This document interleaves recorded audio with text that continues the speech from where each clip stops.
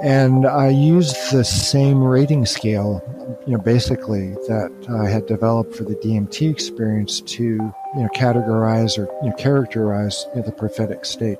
So, that was a fairly, tedious, process. And it was also quite, gratifying because I've got to tell you, I was, kind of spouting off, for years, like, oh, the DMT state and prophecy really resemble each other. But I never really, put it to the test. So I was kind of nervous, like, okay, I'm going to go through the text now really carefully and be as, objective and as honest as I could be. I was pleased, and I think I make a strong, case. It isn't a case of cherry picking. I mean, the evidence is overwhelming. The phenomenology, the visions, the voices, the emotions of the prophetic state are really closely linked, or they overlap. There's a lot of similarity. You are now listening to the Soul and Wonder Podcast, episode 77, DMT and the Soul of Prophecy with Rick Strassman. Welcome to the Soul and Wonder Podcast, where the conduits of the body, depths of the mind, and atlas of the soul are explored with devotion. Through cultural exchange, Christopher and Sarah and their guests will deliver sacred wisdom from around the globe, uncovering the hidden gems of conscious living and holistic healing, all to empower you on your journey of self-discovery. And now, here are your hosts, Christopher and Sarah. What is happening, everybody? Christopher and Sarah here to welcome you back to another episode of the Soul and Wonder Podcast. Every other week, we bring you new interviews with thought leaders, authors, and a bunch of other cool-ass people to support you in your personal growth and spiritual evolution. Whether you're a new listener or you've been with us a long time, we are so stoked that you've decided to join us for another jam-packed episode today. And today we have Rick Strassman, medical doctor trained in psychiatry, psychiatry professor at University of Mexico School of Medicine, and author. And today we're going to dive into his latest book, DMT and the Soul of Prophecy, which is fabulous and really can't wait to bring all this information to you. But before we dive into the interview, we want to remind you to make sure to subscribe to the show on Apple Podcasts, Spotify, and YouTube. And of course, if you love what you hear, please leave us a review and share with your friends and family. It really helps us to get that information out there to the world. So a little bit about Rick. Rick obtained his undergraduate degree in biological sciences from Stanford University and his medical degree from Albert Einstein College of Medicine of Yeshiva University. He trained in general psychiatry at UC Davis in Sacramento and took a clinical psychopharmacology research fellowship at UC San Diego. Joining the faculty at the University of New Mexico in 1984, he first studied pineal melatonin function in humans and demonstrated the first known function of endogenous melatonin. Between 1990 and 1995, he performed the first new U.S. clinical research with psychedelic drugs in a generation, focusing primarily on DMT as well as psilocybin, receiving federal and private funding. He has authored or co-authored nearly 50 peer-reviewed papers, served as guest editor and reviewer for over a dozen scientific journals, and served as a consultant to various government, nonprofit, and for-profit entities. His book, which I'm sure you have heard of or at least seen the documentary, DMT, the Spirit Molecule, has sold 183,000 copies, been translated into 12 languages, and is the basis of a successful independent documentary that he co-produced. He is co-author of Inner Paths to Outer Space and author of DMT and the Soul of Prophecy. Joseph Flavie Escapes Death is his first novel, and he is currently Clinical Associate Professor of Psychiatry at the UNM School of Medicine. And we cover so many different things on this episode today, really just going down the rabbit hole with Rick. And it was such a pleasure doing so. And, he starts out really talking about the catalyst behind his interest in psychedelic research, his inspiration in choosing the Hebrew Bible for his research, as well as the common factors, as well as the differences between the psychedelic and prophetic experience. He also shares his findings regarding his DMT studies and false prophecy, and lastly, his thoughts on the possibility of a DMT synthesizing gene and its relation to the world to come. So much fun, so much information packed into this interview, and we just hope you enjoy this. This was a true pleasure for us, and hopefully it will be for you as well.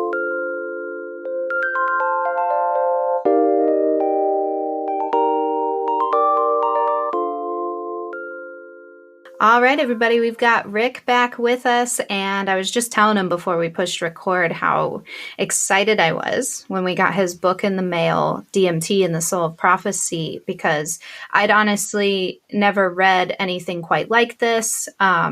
This is some pretty incredible research and work that Rick has done, and Rick, we're just so happy to have you on our show. Yeah, thank you so much, Rick.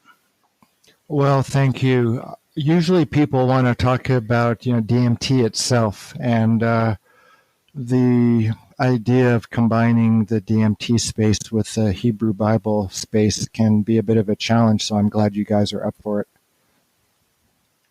Oh, yeah. Challenge is a good word for it. And I actually really enjoy this challenge because, like you said, people have talked about DMT in depth for years now, but to cross it with the Hebrew Bible and to even introduce a new, scientific model for these experiences that we're having, which we'll get into all of that in detail. To me, it was just mind blowing. Well, in the beginning of the book, I make a really careful effort to walk people by the hand from the laboratory on the research unit giving DMT to, the dusty archives of the text. But I think the effort to kind of guide people to where I arrived at requires some tact and some discretion. So I'm pretty happy with, how that introductory part came out. Well, it just seems that it's definitely a natural progression from DMT, the spirit molecule, and, really just excited to dive deep into this today. But before we kind of get into your book, we'd love to know what catalyzed your interest in psychedelic research. Well, it began in college with an interest that wasn't that well articulated at the time, but the way I describe it now is an interest in the biological bases of spiritual experience. Mm-hmm. And from that point, your psychedelic research was so in depth, which, many of our listeners probably already know a lot of your background given DMT, the spirit molecule. But at what point did you decide to cross the psychedelic research with your intrigue of prophecy, etc.? Well, as I mentioned, my interest was as much in spirituality as it was in biology. And even though the DMT study was strictly a psychopharmacology protocol, I had spiritual questions. I guess the most cogent one was whether the drug itself, without with only the intention of experiencing the drug and describing its effects, but there was no agenda other than just exploring that space. So I was wondering if the pharmacology of the drug itself, independent of anything else like a spiritual practice or 12 hours of preparatory psychotherapy or years of meditation, suggestions about what kind of experiences to have. If just the pharmacology of the drug and the acute subjective effects would lead to spiritual growth or spiritual experience. So that was as much a question I brought to the research as wondering what the effects would be on body temperature or levels of endorphins. So in preparation for the DMT work or even psychedelic research in general, I have always been interested in spiritual things. I was raised Jewish, then took a long detour through Zen Buddhism. And in Zen, I found a very comfortable spiritual home that was inspiring and challenging and comported. Its descriptions of the end result of meditation were quite similar to descriptions of big psychedelic experiences. So I thought that I could apply the Zen model to the DMT research. In other words, would DMT cause a spiritual experience? And my benchmark for the spiritual experience was that of Zen enlightenment, which is formless and void and empty, no concepts, no perception, no self. So that was the kind of the criterion for a spiritual experience, the threshold or the definition. And for a lot of the volunteers, it was too. A number of them came from Eastern meditation practices and were hoping to have that kind of an experience.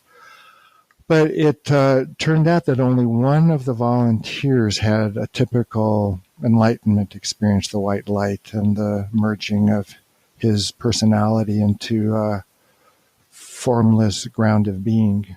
And this individual was a religious studies major and had always wanted an enlightenment experience. So I thought, well, it isn't the pharmacology of the drug. It's the personality of the individual as much as the drug. And I also came back with a different idea of what the DMT effect was, which was anything, but an enlightenment experience for all but one of our volunteers. It was interactive. It was full of content. It was emotional. People thought in a different manner.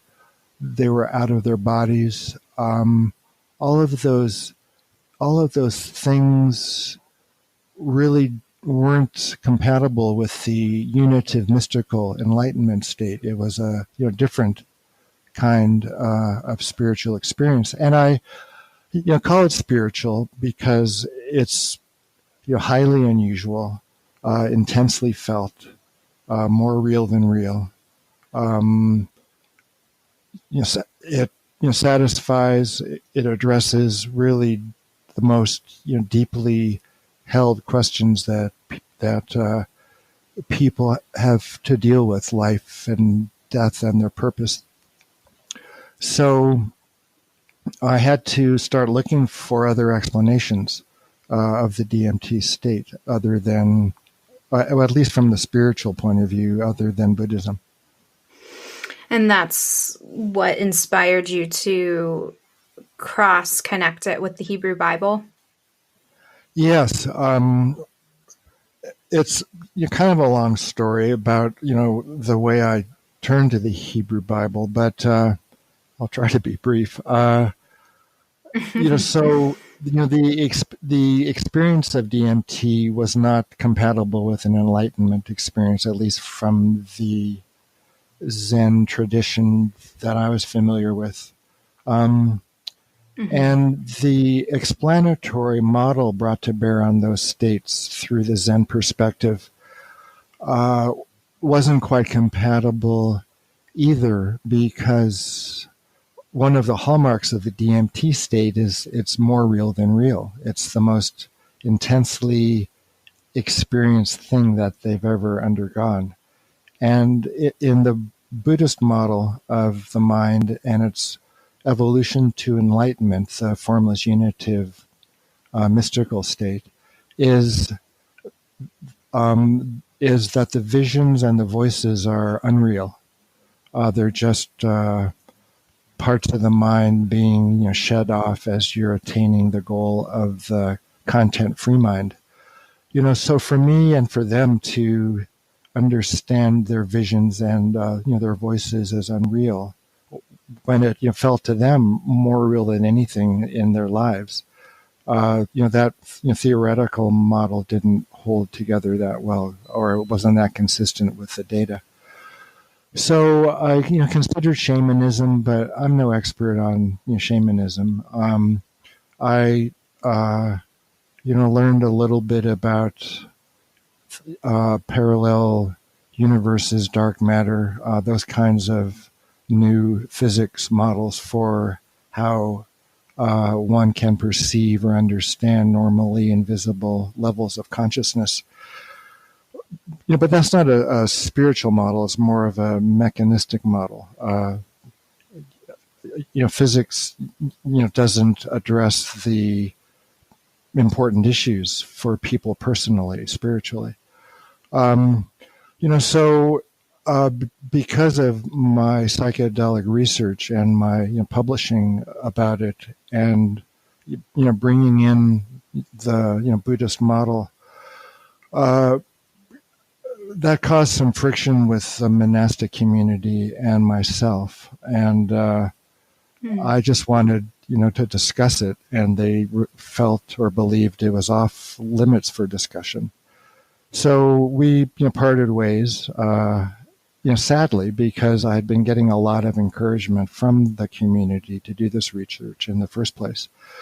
But still, there are politics, and any religious organization works hard to maintain the status quo. So, we parted ways, and I was floundering a bit, like, okay, what now? I've been with these guys for so long. And I ended up at a metaphysical bookstore, and stumbled across some Jewish books, and they drew me in. And because Judaism always is referring to the Bible, I then turned my attention to the Hebrew Bible. And that was for two reasons, I guess. One was I'm Jewish and I've got Jewish genes, so I thought, well, I've kind of maxed out on the Buddhist scene. Maybe I'll just return to my roots. And also, I had an inkling that there was perhaps a model in the Bible that would explain or help me understand the DMT effect better. That's fascinating. And, the fact that you mentioned you might as well return to your roots to explore was something that I really took away from that experience. And also something that I'd never considered regarding Zen Buddhism and what enlightenment truly means in that practice, and how, you compared it to the experience of this DMT and psychedelic experience. And so, to kind of like bridge the gap for our listeners, your book, DMT and the Soul of Prophecy, its main thing is that it introduces your new scientific model for spiritual experience that bridges the Hebrew Bible and contemporary psychiatry. And you call this model theoneurology. So in simplest terms, what does this model truly explain? Well, would you like to talk about that, or would you like to talk about how the DMT and prophetic states resemble each other? I ought to, give some more background, I think. Mm-hmm. Yeah, whichever you feel is a better flow for our listeners to really grasp this concept, because I definitely see, we'll want to go into prophecy and DMT experience, the connections, the common denominators, etc. But whatever order you feel is best for us to properly understand this, feel free to flow. Yeah. It's kind of a long, rambling story, but we'll just get as far as we do. So I began to read the Hebrew Bible, which was really quite challenging because I was raised in the 60s, and we refuted authority of any sort, especially from the religions that we were raised in. So to start, reading the Bible as an adult, and especially after all those years of Zen training, it was tough. Like the first line in the Hebrew Bible is, "In the beginning, God created the heavens and the earth." So I said, well, what does that exactly mean? So I, then needed to start to, research and read about the Hebrew Bible's notions of God. The creator God, the sustainer God, the merciful God, the just God. And also, what is, the heavens, and, what are the heavens, and what is the earth? And what does it mean that they were created? So I figured the first book of the Bible, Genesis, was going to take a lot of work. And I found a commentary. The important thing when you're reading the Bible is to also have open at the same time one of the major commentaries. There's three major medieval commentators that make it possible to understand the text. Otherwise, it's just impossible. There's the emotional reactions to all those ideas. There's the cognitive challenges. What does the text mean? What is it saying? And the language requires a lot of poring over.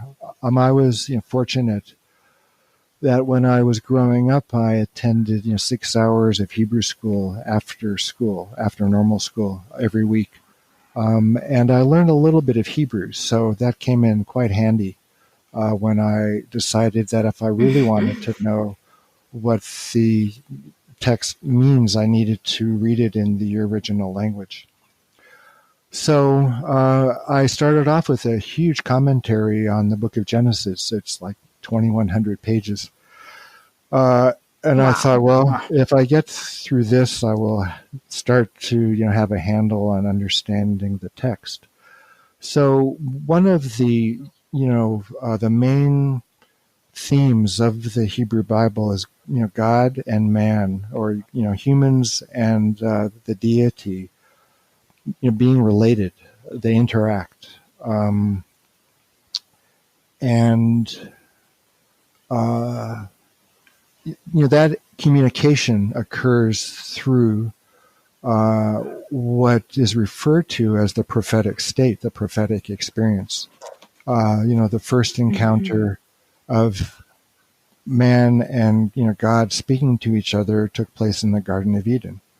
And if you expand the notion of prophecy to include any communication between mankind and the divinity, the deity, so most people think of prophecy as foretelling or predicting, which is mostly an artifact of translation. The Greek translation of the Hebrew Bible, which was the first non-Jewish language translation of the text, translated the word Navi, which is the Hebrew word for the prophet. They translated it as prophetes, which means to look ahead, or to foretell, or to divine, which was the main function, or one of the main functions of Greek religion, which was divination. So even though foretelling or forecasting, predicting can play a part in a communication between man and God, it isn't a necessary criterion. So any, contact, any communication, verbal or nonverbal, between humans and God is prophecy. Inspiration can be prophecy. A dream that turns out to foretell the future or, validate, something in the present could be considered prophecy. The canonical prophets obviously experience prophecy, Ezekiel, Jeremiah, and Isaiah. But there's the patriarchs in the book of Genesis. There's a lot of communication between Abraham and God, between Isaac and God, between Jacob and God. Joseph interprets dreams, which only occurs as a prophetic experience. So there's a lot of people or figures in the Hebrew Bible who can be called prophets, or at least they experience the prophetic state, then are usually considered in that category. And at what point through your research did you start linking? I guess is linking even the right word? Comparing the DMT experience with specifically prophecy, and in the way that we're taught of what prophecy is. I think it, really, hit home when I looked at the book of Ezekiel. Chapter 1 is this really psychedelic vision. There's spinning wheels. There's beings with wings which have eyes on their backs. He becomes faint. There's a roaring, sound. There's weightlessness, flight through space. So if you look carefully at chapter 1 of Ezekiel, it sounds like a DMT experience. So I thought I would compare. I would, cull the text, for every, psychedelic or every instance of the prophetic state, interacting with angels and God, or interacting either with angels or God, or inspiration, or any of the lower states of prophecy, and characterizing their phenomenology. What are the visions like? Are they moving? Are they stable? What are the emotions like? Is there joy or fear or anxiety? And I used the same rating scale, basically, that I had developed for the DMT experience to, categorize or characterize the prophetic state. So that was a fairly tedious process, and it was also quite gratifying, because I've got to tell you, I was kind of spouting off for years, like, oh, the DMT state and prophecy really resemble each other, but I never really put it to the test. So I was kind of nervous, like, okay, I'm going to go through the text now really carefully and be as objective and as honest as I could be. Like, are there levels of similarity?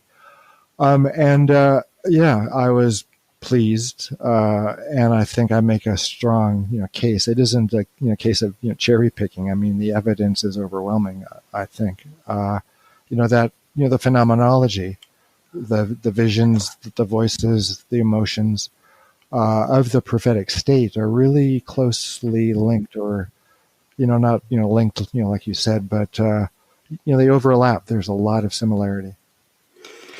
And that kind of leads us, to, you mention in your book, like, specific biological and metaphysical denominators of the psychedelic and prophetic experience.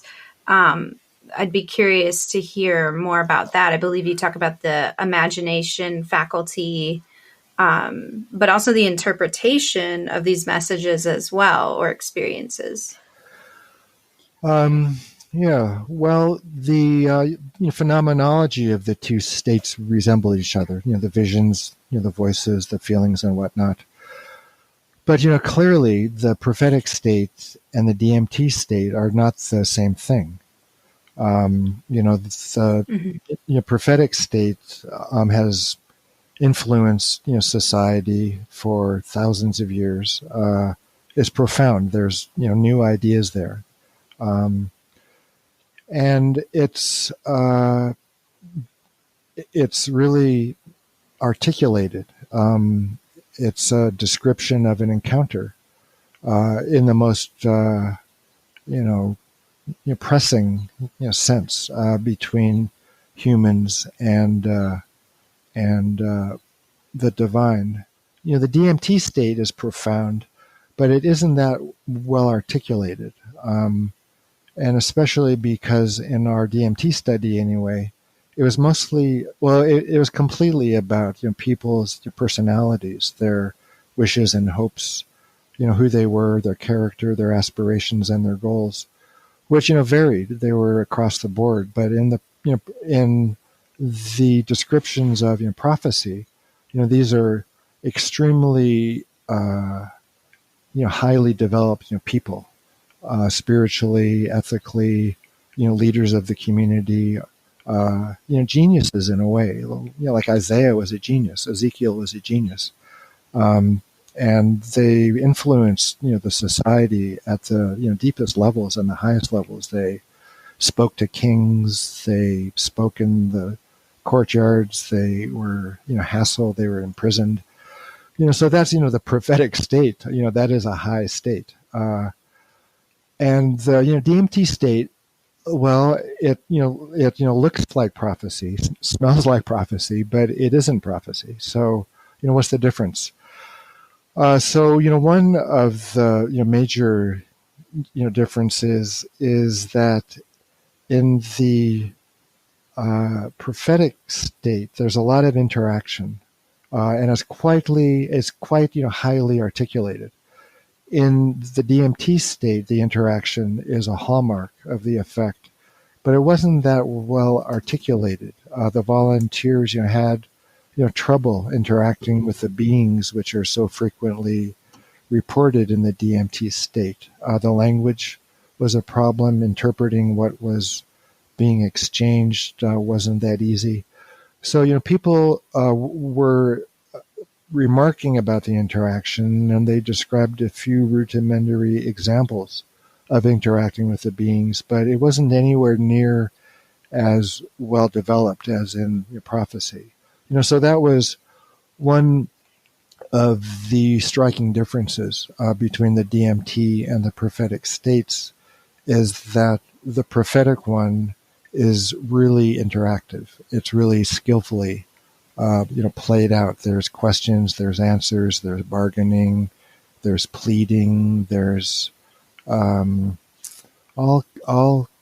kinds of just heart to heart, prolonged, well developed, subtle, or frankly, or more explicit things which are being discussed and developed, and questions and answers to the questions, and then following questions. So it was the interaction which really stood out, and the main thing which is being transmitted in the interaction is information. So that then led to, what is the information being transmitted in the Hebrew Bible? Because the information that came back from the DMT state wasn't nearly as well developed as the descriptions of the state itself. People could describe in extreme detail what the colors were like, what the visions were like, what the sounds were like, the physical feelings. But when it came to coming back with new information, it was mostly around themselves. It was about themselves. They had healing. They received answers to deeply held questions. They had new insight into maybe occupation or personal issues. But coming back with profound moral, ethical teachings, something which would be able to be integrated into their own lives, be integrated into the community in a novel way. That wasn't forthcoming. But, those are the types of information forthcoming in the prophetic state, which have influenced, countries, societies, religions, for so long. So I then decided, well, I need to make, category. I need to establish some categories of the information of the prophetic experience. So I switched, gears, as it were. When I was looking at the phenomenology of the two states, my gold standard was the DMT effect. That was, my comparator. But when I started to extract what the information was in the Hebrew Bible, I then used it as the benchmark state, and then compared the DMT effect, to it, as opposed to with the prophetic state. I compared it, to the DMT experience with respect to phenomenology, with the in the attempt to articulate the information contained in both the DMT and prophetic states. I use the prophetic state as the benchmark. So, that, boils down to, what is the information contained in the Hebrew Bible? And maybe I'll have a drink of water before we tackle that one. And before we kind of dive into that, obviously you had mentioned earlier on the interview that, you were going through Zen Buddhism, and you obviously are, very well read in regards to these different types of religions and what is actually going on. And so from your experience outside of the Hebrew Bible, of course, your research is strictly on the Hebrew Bible, but did you see any similarities across other religions as well outside of the Hebrew Bible? Well, with respect to the other religious streams, I just don't, really know that much about Islam or Christianity. I do know that Christian and Jewish views of prophecy in the Middle Ages were deeply influenced by the Arabic writings, the Muslim writings. The Muslims were the first to translate Greek into another language, which meant that, people could read Aristotle, finally. So, the Muslim medieval philosophers were experts on Aristotle. And Aristotle, had a lot of ideas about, prophecy and God and, metaphysics, the way the invisible realms work, like how they operate. So the Muslims introduced the Western world, to Aristotle, through Arabic. And both the Jews and the Christians were, highly dependent on the Arabic translations of Aristotle. The Jews, more. I mean, the Christians, discovered Aristotle, both through the Jews and through the Muslims. But the Jews were completely dependent on the Muslims in the beginning, and weren't, dependent on, Christian philosophers, to understand Aristotle and his, beliefs about the mind. So even though I,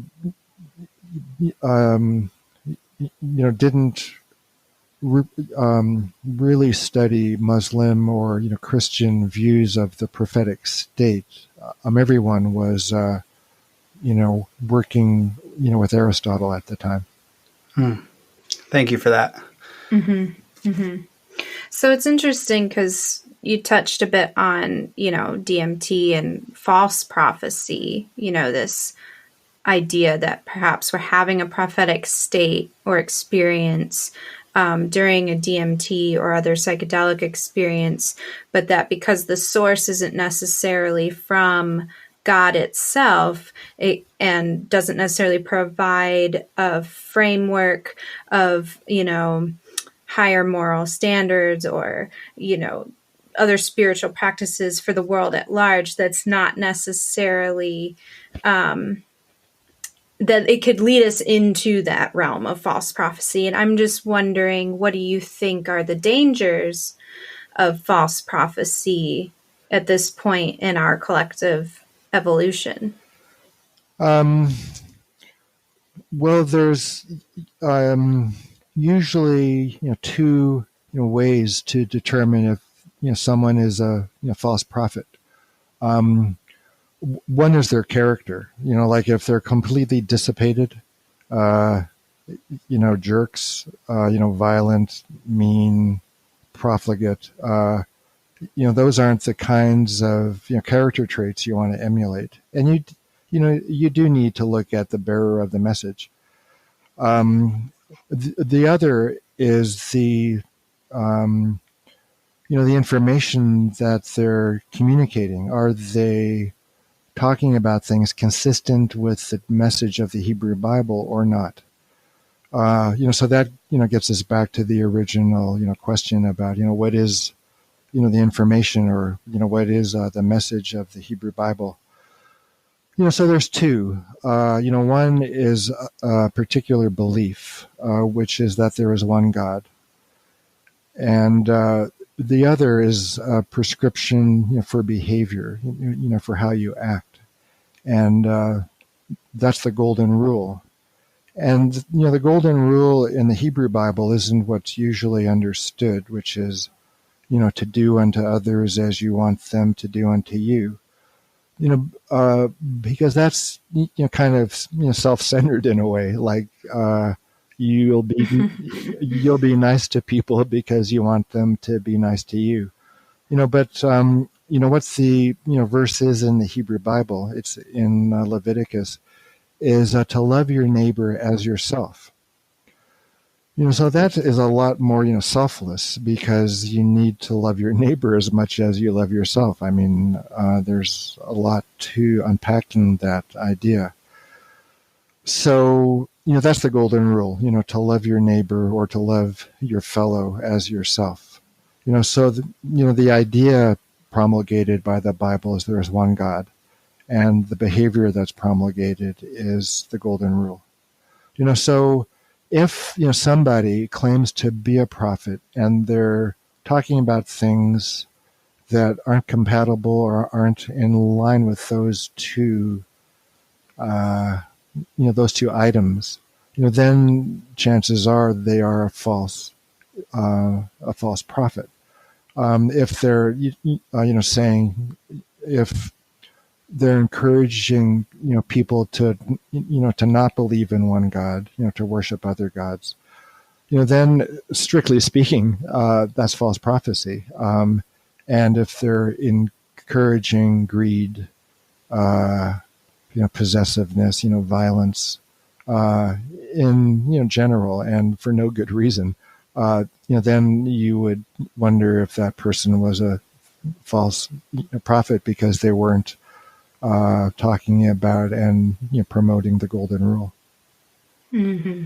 Which really just stems down to unconditional love, in which most, at the bare bones of every single religion or spiritual practice, comes down to that component of unconditional love. That oneness.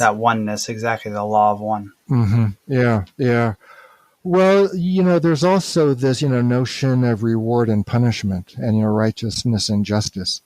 Which for a lot of secular, educated, humanist Westerners is tough. I mean, because it involves punishment for sin, as it were. But if you step back from those terms, which are triggers for a lot of people, and just look at it as the operation of cause and effect. If you do certain things, certain causes, then those causes have got effects.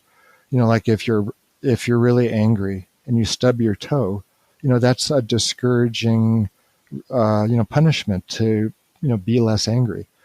So it could be looked at as an example of cause and effect, or of reward and punishment, or so I think it's the same phenomena. Certain things are a result of certain things that you do. So it isn't only love, or it's a view of love that's usually not understood to be purely love, but I guess you could call, or you can incorporate reward and punishment under the umbrella of love, because God loves creation, and everything that is in creation is an example of God's love for us, and so that could include reward and punishment. In other words, God wants us to be good and is going to discourage us from being bad. So you could look at it that way. But still, I think the actual on the ground phenomena of love or of reward and punishment can be a stickler for some people. It isn't just purely a loving God. It's also a just God. Mm-hmm.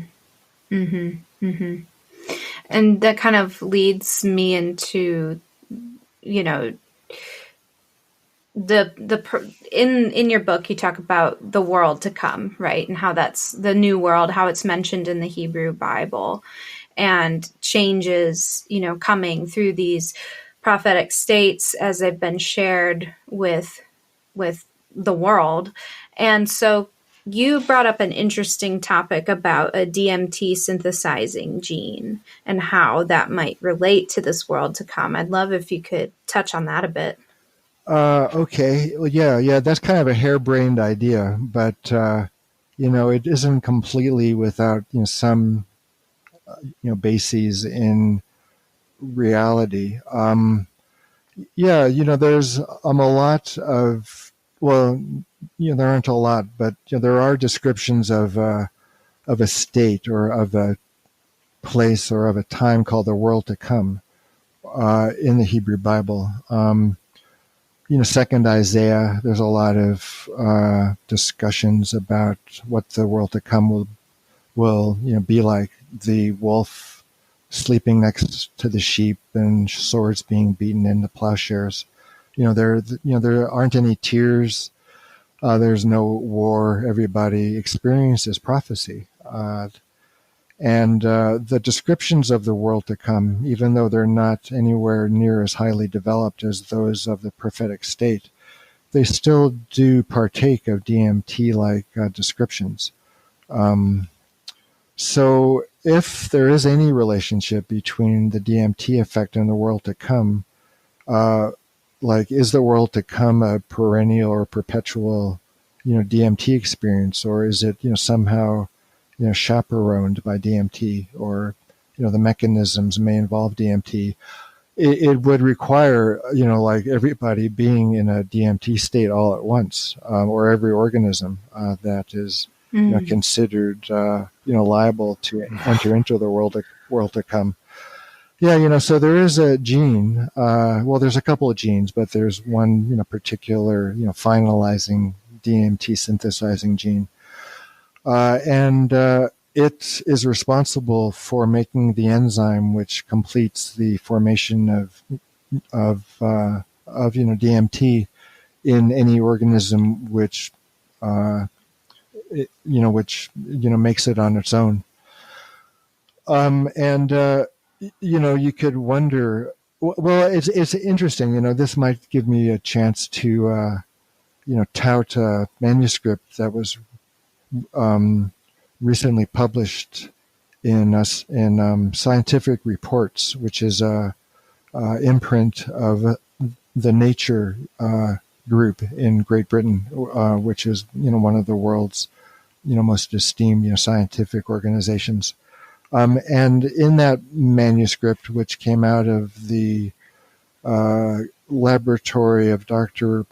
Borgigian at the University of Michigan in Ann Arbor, is a description of DMT synthesis in the rodent brain, and its concentrations in the rodent brain are comparable to those which are found for the other commonly known neurotransmitters like serotonin, or norepinephrine or dopamine. So there's some there is evidence pointing to the role of DMT, perhaps comparable to the role of other neurotransmitters. And another thing that was discussed in that manuscript were elevations of DMT in the dying rodent brain. So those are both indications, perhaps, of a role for DMT in either normal consciousness or in the dying state. So if we're going to be discussing the world to come, which is mostly understood to be an incorporeal, non physical state, then the only one that we're familiar with is what occurs after death. So those data that just recently came out, I think, point toward some at least mechanistic role for DMT in some of these even long-term non-corporeal experiences. Oh, yeah, so... you mentioned something. Oh, go ahead. Yeah, so if, there's the world to come, it's incorporeal, it's got, features in common with, DMT. And if, by whatever means would be, devised, perhaps that gene is turned on in every organism that contains it at the same time. And, then every organism would, kind of be in this, DMT flash. So that is one, means, one, mechanism. It isn't the cause, obviously. The cause would be quite, higher order. It would be, the deity, calling us all home at the same time, so to speak. But the mechanism, the nuts and bolts of, how it might, possibly happen, could be mediated through the, DMT effect, which points to the importance of your state of mind, when that happens. You don't want to be drunk or, fighting or in a really bad mood. So that points to the importance. So that, points, to the importance of, what is in your mind, most of the time. So that's where education and, training, ethical training, education into, theology and important other, disciplines can play a important, role in our state of mind, either, when we die or, at the end of days, that lead to the world to come. If there is a, role for DMT in, paving the way, then it could be with respect to its, property of stimulating the imagination. And that was, something that we, touched upon earlier. I think that, DMT in, particular, and in general, the psychedelic, drugs, stimulate the imagination, and by the term imagination, I'm not, calling the phenomena imaginary, but imagination more along the lines of Aristotle, which is, so Aristotle, well, actually, if I'm going to start talking about Aristotle, I may need a drink of water. And I know I'm been infamous for interrupting your thoughts on this, but I do want to add one thing quickly before we move on to Aristotle, and I will want to pick that back up. But this idea of a mass activation is really, really exciting to me, and I can probably speak for Sarah as well, because through different channel texts and everything that we've read, the past several years, many share the same idea of an event, and nobody really quite knows what that event might be. And people have, I guess, guessed or theorized of what that might be. But this really is making a lot of sense and resonating with me on a very deep level. And it really reminded me of a time, and I've shared this with Sarah and possibly some other people listening to our show, about this experience I had when I was 15 years old, and someone, Jehovah's Witness, came to the door and brought a pamphlet of this scene. It was this picture that depicted sort of what you were saying before, how the wolves were with the sheep and everybody was communing together, man with bears. And except in the pamphlet, it was a lion with a child. It was a lion with a child. It was on a prairie. It was a very peaceful, calm and serene scene. And that really never left me. I always thought since that time, I'm now 32 years old, 15, so 17 years ago, that there could be a world in which this type of reality exists. And so now, kind of circling back to what you were just telling us about the world to come, it's very interesting, this theory of a mass activation. And so just really excited me, and I really appreciate you sharing that. But you did not become a Jehovah's Witness. I did not become a Jehovah's Witness. Yeah, but you can still learn from them, and you're obviously inspired by what they showed you. Yeah, absolutely. Yep. So what, I think you wanted to touch up on Aristotle really quickly, and maybe this is kind of related or not. I know that we're crunched on time here, but, I kind of wanted to bring up theoneurology and how, the neurotheological approach prior to that just implicated that we create a spiritual experience out of something. Whereas with your theoneurology, correct me if I'm wrong, you're suggesting that we are created by the creator God, biologically and spiritually, to be able to be communicated by this and with this creator God, and are in fact experiencing that through our being, rather than creating spiritual experiences from an experience. Is that correct? Well, yeah, the neuro theology paradigm proposes, that the brain is, generating spiritual experience, or a type of experience which is later called spiritual. That if, for example, you experience God, the bottom-up neurotheology model would state that you're experiencing the impression of God. That is a brain-generated experience. So the other is a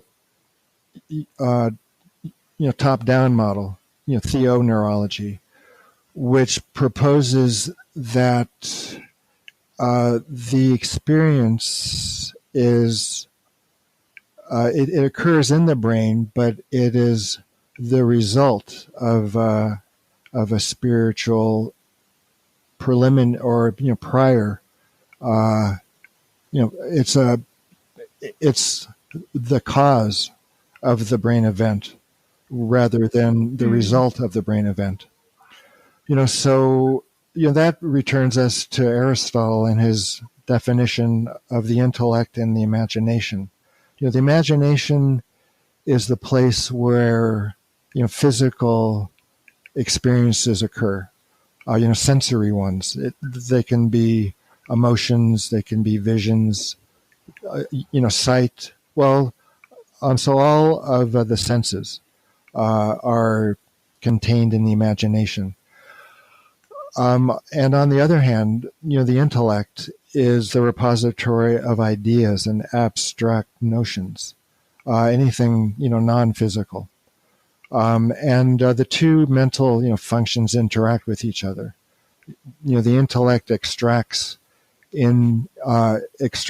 information from the imagination. So I think that psychedelics stimulate the imagination from the bottom up. They're stimulating the brain, whereas prophecy stimulates the imagination from the top down. It's what's called by the philosophers an overflow or an efflux from God, or from the intermediaries between man and God, or the spheres. Even one could look at them as spheres. But things becoming denser and denser until they're apprehensible by dense human beings. So depending on the intellect, depending on the other part of the mind, you would then be able to determine what was the meaning of the display of sensations in the imagination. So the medieval idea of prophetic experience is that God stimulates the imagination, but the content of the imagination reflects the message that God is intending to transmit. As opposed to the imagination being stimulated by DMT, which is, it's mostly, or it's entirely, the product of the person themselves, their pre-existing character, personality, their goals, their intentions. So there's a need. Let me think of how to say that. So in the prophetic state, the contents of the imagination are divine, and in the DMT state, the contents of the imagination are personal. And it isn't completely 100% one way or the other. There's a spectrum, but the spectrum can lie more in the spiritual area if the individual themselves are refined people. They have virtue, they avoid vice, they're healthy, they do good. They are concerned about the community. They believe in God even if they may not have had a firsthand experience. So the development of the intellect is able, or if you have a highly developed intellect, it's able to extract the information, and you want it to be divine information contained in the imagination's symbols, the contents. So you would be able to determine, if your intellect were well enough developed, if what you're experiencing is real prophecy or false prophecy. Is it just yourself that's responsible for the visions, or is it God that's responsible for the visions? So that's where the drug kind of fades into the background, as it were, and the information, the content, what you have in your mind at all times, what you think about, believe in, what your highest priorities are. Those start to take precedence over the actual phenomena themselves. Because after the experience is over, you return to your normal life, and you need to communicate what just took place and to put it into practice. It truly is multi-layered. And the integration period is so critical if you want to, obviously, we're talking about prophecy here. If we want to actually have a clear line of thought about what actually happened. And I know just from experience, having experience with very few psychedelics, that, it was very personal. All my stories, my life stories were coming up and replaying. And obviously that's a whole nother conversation in itself. But what you talked about today, and I mean, we could keep going down the rabbit hole. I feel like there could definitely be another conversation that stems from this, but we really appreciate all of your thoughts and work that you've put into this. And it really is pretty incredible and makes a lot of sense, and it feels right. So I just, again, thank you so much for everything. And if there's anything else that you would like to share or finish up any stream of thought that you had, please feel free. Yeah, well, I appreciate the opportunity. Thanks. That was a good interview. Yeah, and we ought to maybe consider another follow-up one. There's a lot we didn't touch upon. I suppose if your listeners want to get in touch with me, they can go to my website, rickstrassman.com. And just this spring, I published my first novel. It's called Joseph Flavie Escapes Death. And it's semi-autobiographical. It's about a year of really poor health in a small Southwest town. So it's pretty black humor, but pretty good, I think. It's getting good reviews, and word of mouth is beginning to help with sales. So consider purchasing that in addition to any of the DMT or more spiritually oriented books.